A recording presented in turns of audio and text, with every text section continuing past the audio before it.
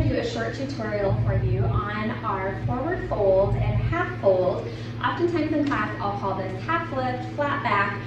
It's all the same thing. So just when you hear that verbiage, I just want to go over the importance of laying the shoulder blades flat on the back and getting the lower back nice and lengthened so we're taking out any arch or curve in the lower back. Also, in a forward fold, that's often a posture that we do many times during a class. It's a great warm-up for the legs and the lower back, learning how to lengthen the spine at the same time, a really great stretch for the hamstrings and the glutes. Now, often there is this conception that you have to have your legs totally straight without any bend in your knees, and you should be able to fold forward and put your head down to your toes. And that is just not true. Everyone's body is shaped very differently, especially how the femur attaches, the angle where it attaches and inserts into the pelvis is different for everyone. So some people just can't fold in half the way that other people can. Also, the length and tightness of all of our hamstrings is very different. So no two forward folds are going to look the same, but there are some really important principles that we want to practice when we are doing this forward fold posture. So I'm going to turn sideways so you guys can best see. Often we start this posture in mountain. So I've done quite an extensive tutorial about this powerful standing posture, so you can always go back and review that. Legs are going to be feet are hip width apart, and we are in a nice, strong, activated posture. All muscle groups are turned on and firing, the core is active and engaged.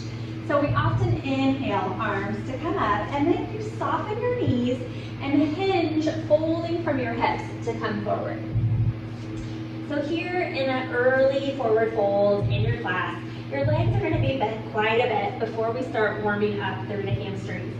So one short little exercise I often do in our first forward fold in class is just doing a series of 10 squats just to kind of get the legs warmed up. So bring the hips down to your heels for 10, 9, 8, 7, 6, 5, 4, 3, 2, and 1. Then come down and let's come up on the toes. Lift up. 8, 7, 6, 5, 4, 3, 2, and 1. All right, then come back to your fold. Softening the knees helps to prevent us from straightening and pulling the hamstrings beyond where they need to be for this posture. So the hamstrings are inserting along the bones behind the knee, in the knee joint, and then coming up and attaching here in the bones of our pelvis. So often in our forward fold, we're coming forward, relaxing the neck. The top of the head is pointed down towards the floor, and we're literally folding our chest and our belly down onto our thighs. For many of us, this is a really great stretch in itself for the hamstrings. So as we continue in our practice and we're looking to lengthen and loosen up the hamstrings, I want to think about lifting high from my hips rather than just trying to straighten my knees and then feeling that stretch and pull up through the hamstrings. So keep that soft bend in your knees, and then with your pelvis, tilt up. So that's coming back to, I'll show you here, when we often do our prep for mountain and when we do our cat-cow, and we go through the tilting of the pelvis.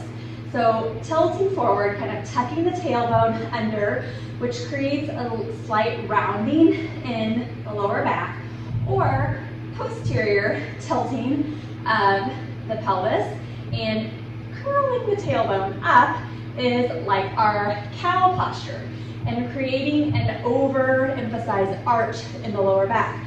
So when we're in our forward fold, it's that cow posterior tilt of lifting the hips up higher is what we're going for when we're in our fold. So again, if you'll inhale up, exhale, hinge at your hips, soften the knees, fold down, And then posteriorly tilt the hips up to lengthen. And you notice that doesn't change a whole lot what's going on with my knees, but it's lengthening the hamstrings from this top insertion.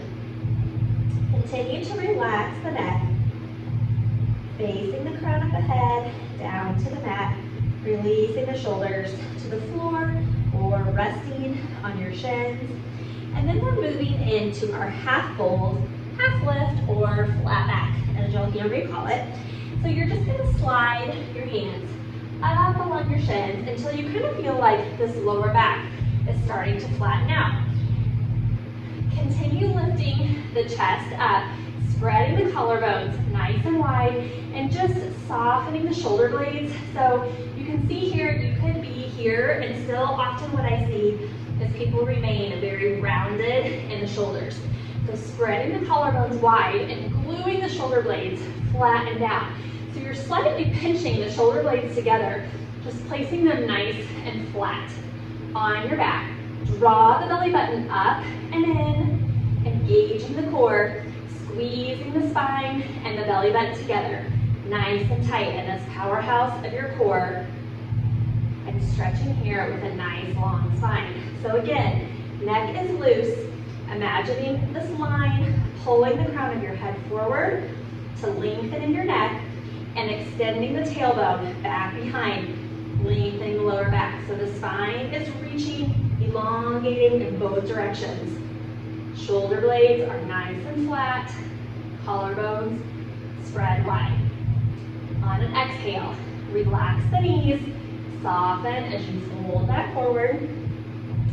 Tilt that pelvis, lifting, stretching through the top of the hamstring muscles, feeling that in your glutes, all the way down to the insertion of the kneecaps. And one more time, inhale, slide the arms up, lower the shoulder blades, spread the collarbones wide, stretch the tailbone behind, and reach the head long. Making sure you're looking straight down at the floor, that the neck is in line with the spine, that we're not looking forward or having our chin tucked towards the chest. Nice and even and a nice long line. Belly is engaged, and an exhale, fold. Inhale as you sweep your arms up overhead, and exhale down to your side. Okay, so there you go. There are the proper positions for forward fold and half fold. Thanks so much for watching and have a great day. See ya.